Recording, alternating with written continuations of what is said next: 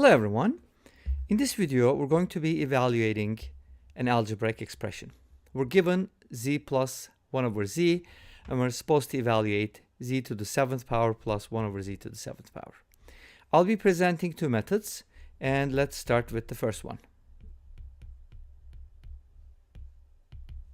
So for my first method, I'm going to start with z plus 1 over z equals square root of 2, and then square both sides. If I square both sides, I get the following. Z squared plus 1 over z squared plus 2ab gives me just 2 because z and 1 over z are reciprocals. And square root of 2 squared is equal to 2. If you subtract 2 from both sides, you get z squared plus 1 over z squared equals 0. I know that's kind of surprising, but don't worry, we'll get to that later.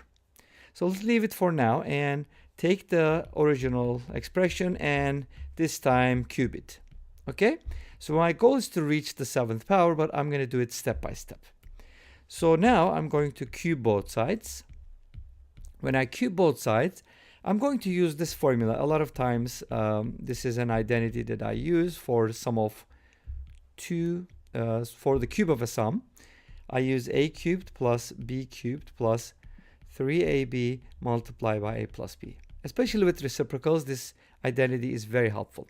Anyway, so if you apply that, you get z cubed plus 1 over z cubed plus 3ab is just going to give me 3 because z times 1 over z is 1 times z plus 1 over z. Now, how do you cube square root of 2? It's basically square root of 2 times square root of 2 times square root of 2, and it is just 2 times square root of 2. Great. And this is equal to what? 2 square root of 2. Okay, there you go. So from here, I'm going to find the following. I know that z plus 1 over z is square root of 2, so this is equal to square root of 2.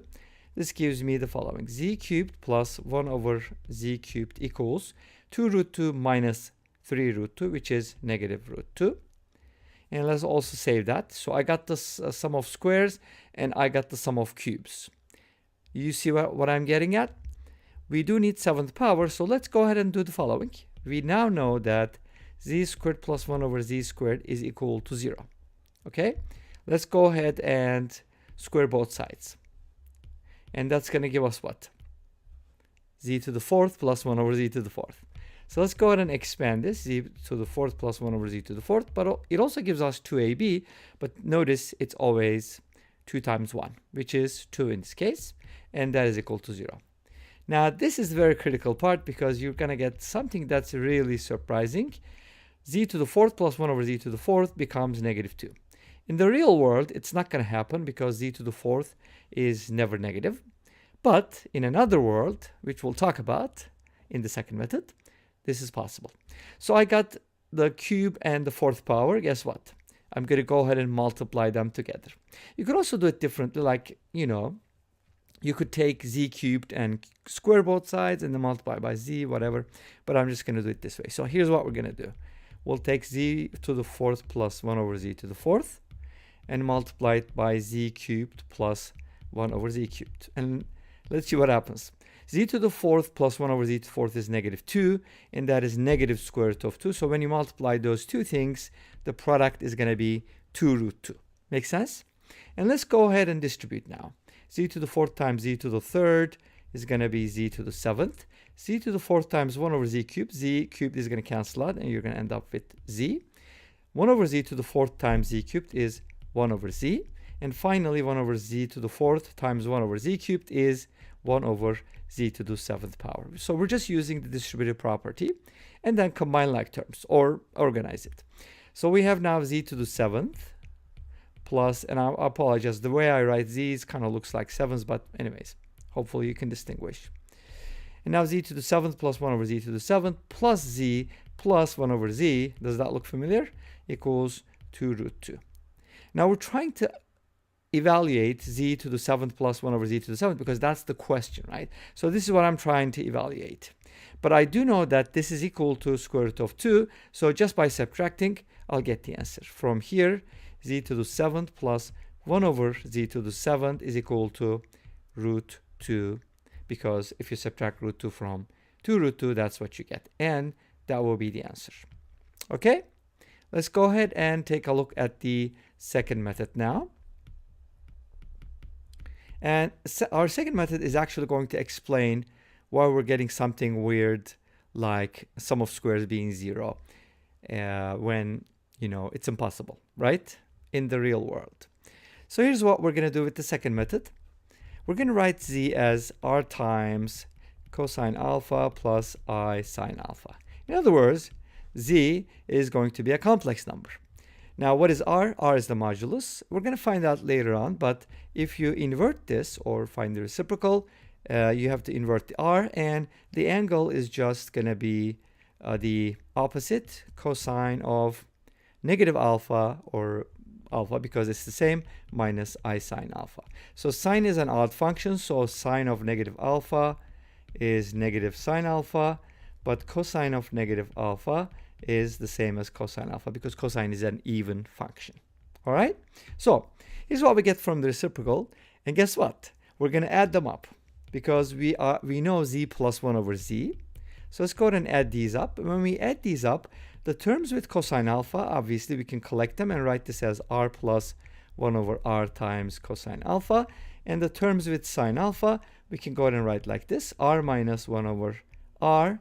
And of course we have an I, don't forget that, and multiply by sine alpha. Okay?